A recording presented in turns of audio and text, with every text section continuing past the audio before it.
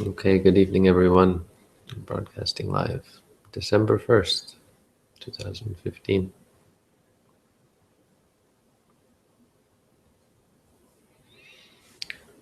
So I had two people come up to me this morning after all this changing the color of my robe and everything. See, I think before the other color just looked like a stunt, and now that I've changed to a more reasonable color, people are more comfortable coming up and talking to me. It was really funny. This man, suddenly I'm walking in the student center, and suddenly there's a hey or hi or something like that.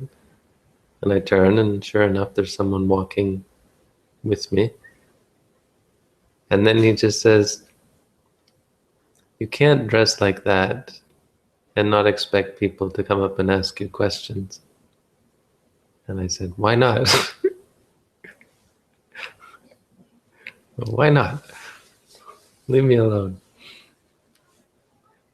But he stopped and tried to get me to explain to him Buddhism in the middle of this crowded place. And I said, "Look, no, it's not something I can easily tell you in this short time." But I gave him my booklet on how to meditate. And just as I was handing him the booklet, this woman comes up and starts talking to me, but she was fairly abrupt.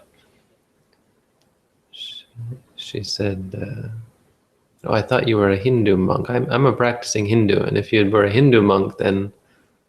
And she just sort of left it hanging, like if you were one of us, I would be interested. So what do you say to that, right? I just said, "Okay, I've got to go to class now. Bye." But I'm slowly converting the smokers section. Actually, not the smoker section. There's friends of friends of friends. So Katya is in my class, and she started practicing meditation. And then her friend Sarah joined us, and I taught her how to meditate. And then Sarah's friend, Natalie, joined us. So now I've got three this afternoon. The four of us meditated together. So I'm teaching meditation slowly. And then this person in my Latin class came up to me.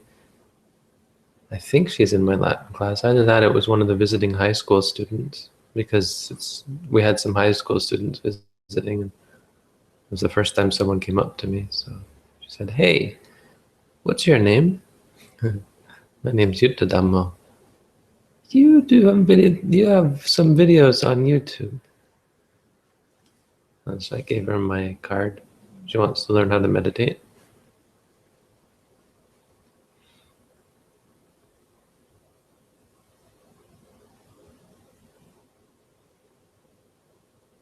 What else?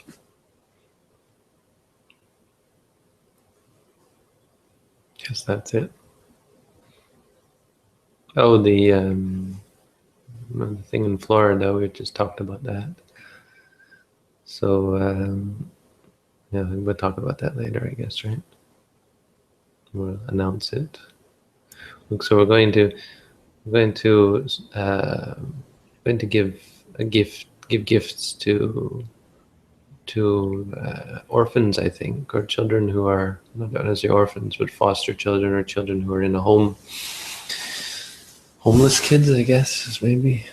To this charity that looks after kids, and not just kids, but looks after people who are in trouble. So if you're looking for a charity to give to this winter, or if you'd just like to do a good deed, we're going to set up Robin's going to help set up a campaign. But what she suggested what we do is we combine it with the book campaign. So Robin, maybe you want to talk about that for a bit? Sure. We've been talking about, different things that would be nice to do, especially this time of year. And there's an opportunity to have some of the How to Meditate books reprinted, 1,000 more copies reprinted, which is great. Great way to spread that information. So we'd like to set up a campaign for anyone who would like to donate towards this, because all the reprinting is done by donation. And we'd also like to, as Bante was saying, support the children's home in Tampa, Florida, with doing something nice for the resident children at this holiday season. So I'll have all of that ready tomorrow for anyone who would like to participate in both of those programs. It would be one campaign for the two. The first part would be for what is needed for the printing of the books, and anything left over after the printing of the books will be for the benefit of the children at the children's home in Tampa, Florida. Yeah, it's just that I mean, I'll be in Florida, and I really want to do something on behalf of my family. So that's my point. But then I thought, well, that'd be a neat thing for everyone, other people to do. If you want to do something on behalf of someone this holiday season, you can give a gift on behalf of someone you know. You know, instead of giving gifts to each other, you can say, well, our family, we're going to do something good for others. So the money that we're going to spend on gifts for each other, we're going to spend on gifts for homeless kids. And then you've given each other a gift. You've done something good in each other's name and made each other feel happy and so on. So take part in this, rather than go looking for some charity, and do it together with us. And we can, when we pool our resources, we can really make a difference, right? Definitely. We have a great community. So there's that. There's probably more, I can't remember.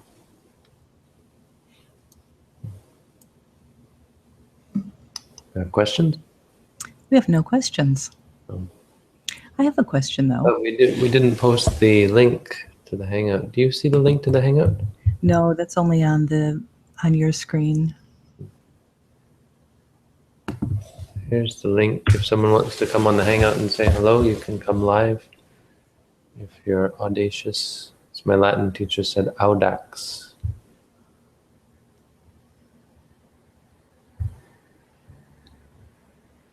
If you're brave.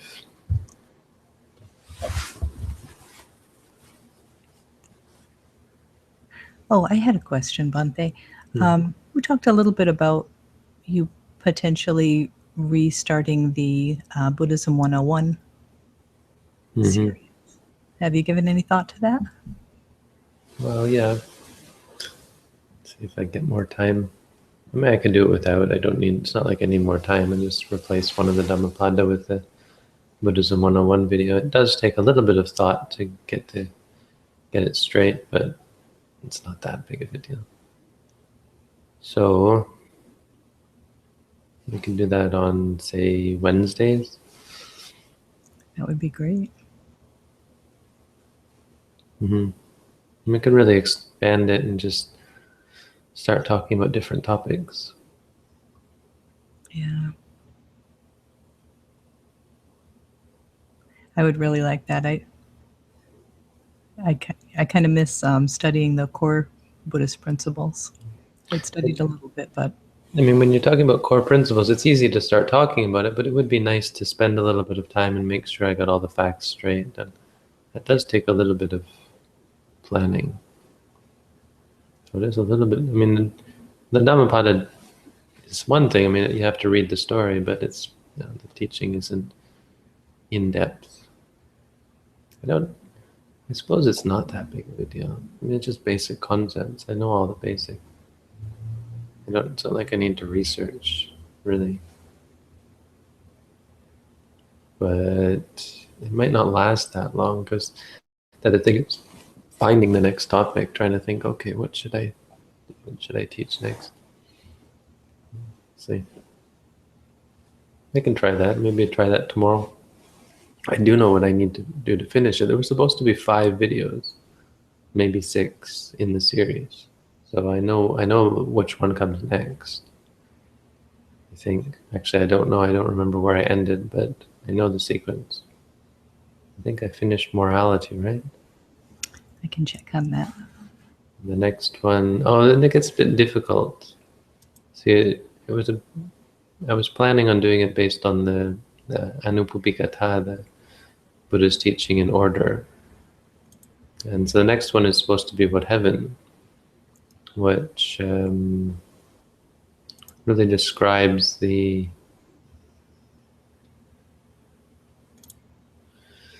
benefits of good deeds.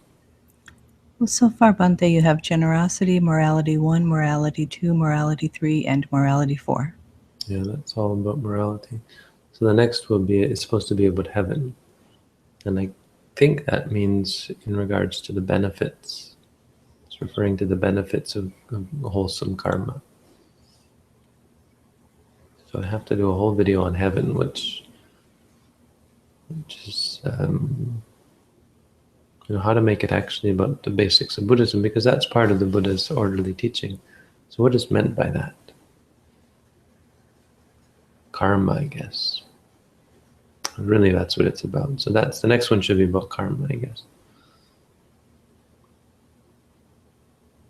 That's what will be a video on. Of course, I already have videos on karma, but I'll do a new one.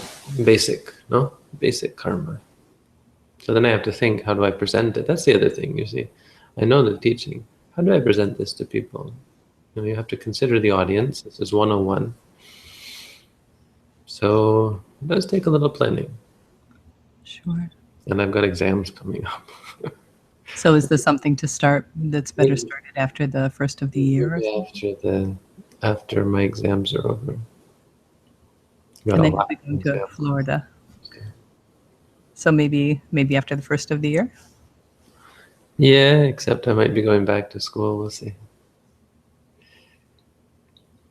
I really shouldn't, no? I should just quit it.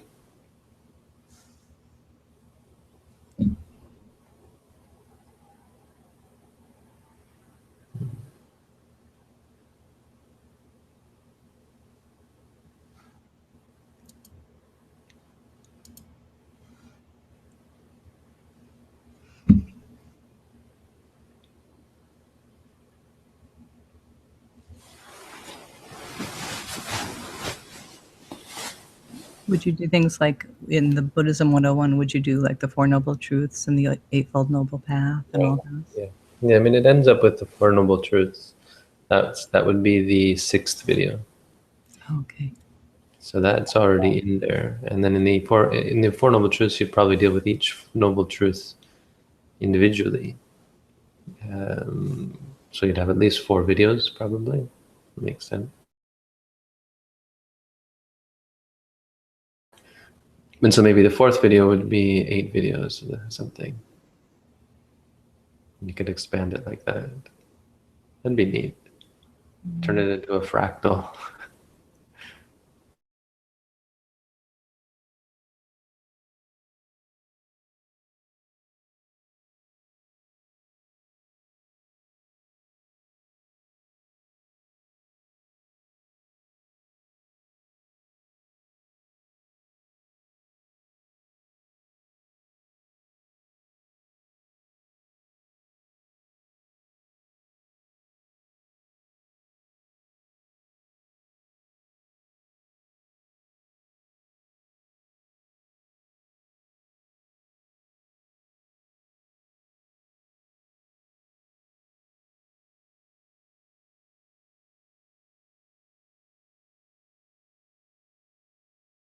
Country, it's not a good time because it's like the middle of the night.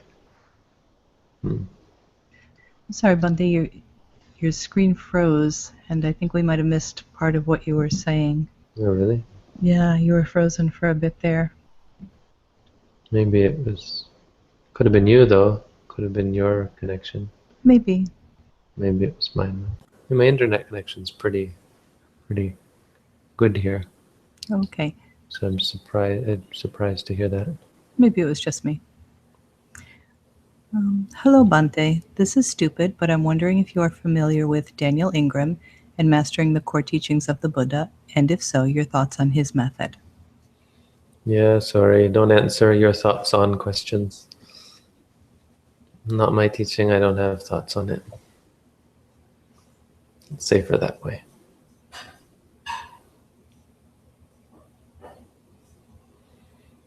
I know, bummer.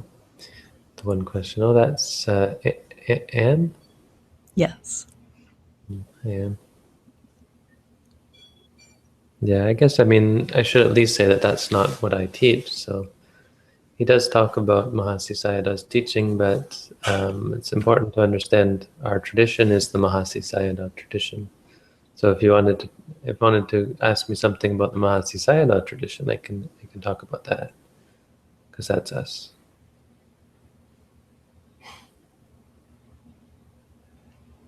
Should I learn about meditation first or about suttas first?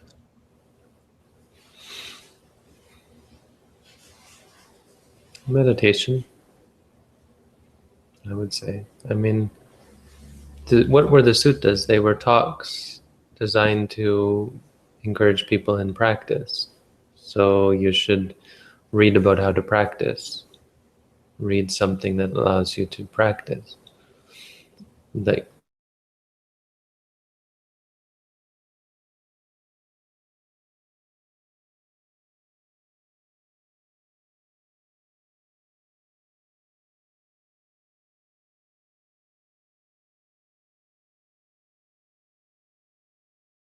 they didn't have books where they studied.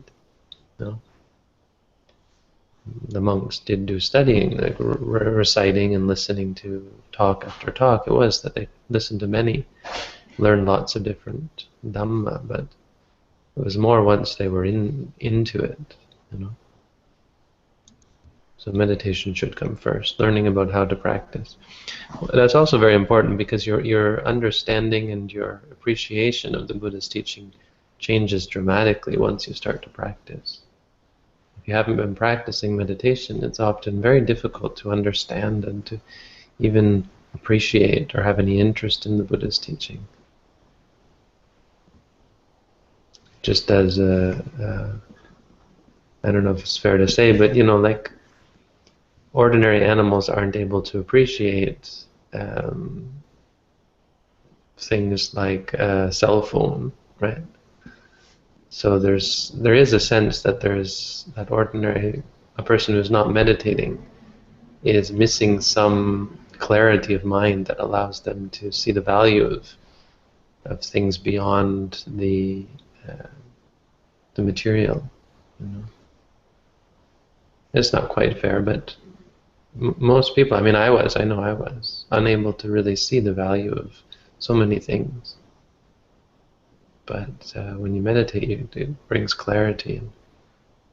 And the Buddha's teaching was very interesting to me after that, Don't think it was something that I was at all keen on. Even when you hear the Buddha say, I read the Buddha said, when you walk, just walk. When you sit, just sit.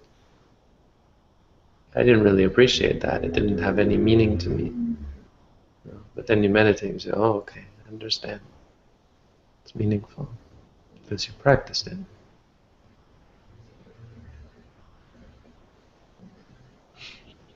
So I guess, the thing is, don't study if you're not meditating. Don't go and study without meditating. That doesn't mean you have to not study and just do meditating. You can do them together. Ideally, you've got a teacher who's teaching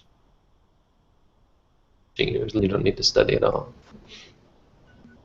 You just follow their instruction.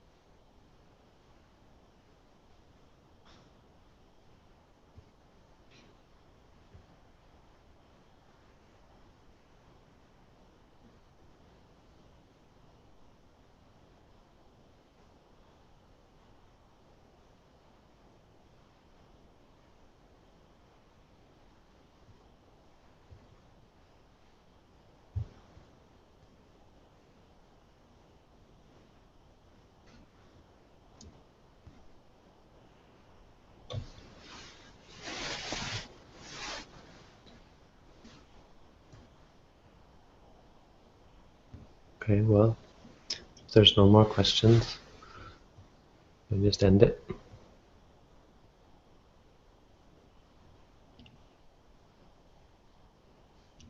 Thank you, Bante. Oh, that's what it was. I knew there was one more thing. The owner came by. Maybe this isn't really a big deal for the broadcast, but it's something I thought we should probably talk about. Okay. He called me last night, and asked if he could bring someone over to look at the house because they want to buy it. Ah, So, um,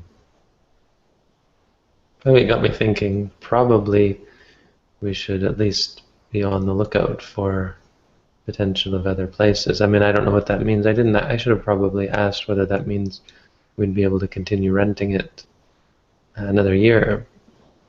But it may be that we don't want this place. It's not that big, and maybe we could look for something that's a little more, maybe even a little quieter, because this is on a busy street. mm. Yeah, I think we had looked into it before the lease was signed, and if the homeowners sold it, you do have the right to stay through your lease, but maybe you don't want to. So, Yeah, well, I mean, we'd have the right to stay, but at the end of this year, who knows what would happen? They have the right, right to cancel it for the next year. We don't have a contract right. for the next year. They'd have to give us 2 months notice. Hmm. Impermanence really messes with, oh, we have a place finally. We're even on Google Maps, so we have something stable and permanent, lasting. No, no such thing. No such thing. But wherever you end up, there you are, and we'll get that place on Google Maps too. Yeah, I'm sure there's a change of a location thing. Oh, definitely. Okay. Good night, everyone. Thank you, Robin. Thank you, Bante. Good night.